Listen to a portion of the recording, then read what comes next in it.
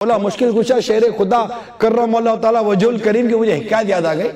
آپ کے گھر میں کھانے پینے کو نہیں تھا.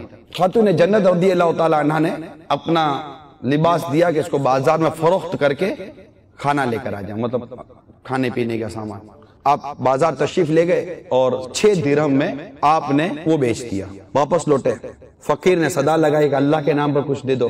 آپ نے وہ 6 کے 6 درہم، جبکہ گھر میں فاقہ ہے، 6 کے 6 درہم اٹھا کر راہ خدا میں صدقہ کر دیا. آگے بڑھے، ایک شخص ملا، اس کے ہاتھ میں اونٹنی تھی. کہنے لگا یا ابو الحسن اونٹنی خریدو گے؟ ارشاد فرمایا خریدنی تو ہے، پیسے نہیں ہے، ادھار خرید لو، جب آئیں تب دے دیجیے گا. کتنے کی؟ 100 درہم کی. ٹھیک ہے، لیے 100 درہم کی اونٹنی لی کریڈٹ بیس پر. ٹھیک ہے، آگے بڑھ گئے. آگے ایک اور شخص ملا، یا ابو الحسن اونٹنی تو بڑی اچھی ہے، بیچو گے؟ بیچیں گے بھی.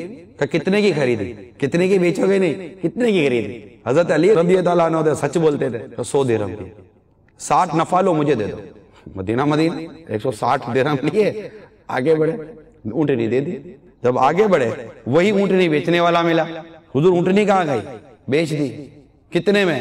160 میں. 100 میرے واپس کریں، یہ لو 100 تمہارے. گھر گئے، 60 درہم خاتون جنت کی جھولی میں ڈال دی. پوچھا یہ 60 کہاں سے آئے؟ تھے اللہ کے شعر، اسرار و رموز یہ نہیں جانیں گے تو کون جانے گا. فرمایا تجارت دارین کی ہے، 2 جہاں کی تجارت کر کے آ رہا ہوں. تو کیسے؟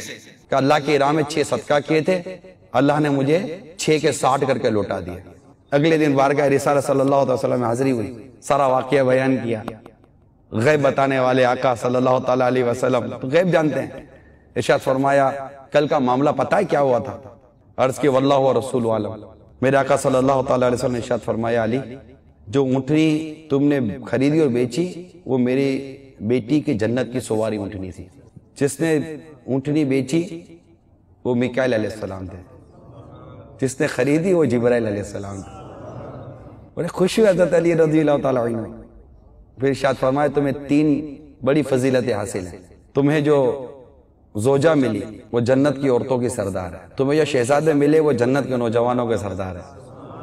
اور اپنے بارے میں فرمایا کہ میں بھی تمہارا ہوں جو تمام نبیوں کا سردار ہے.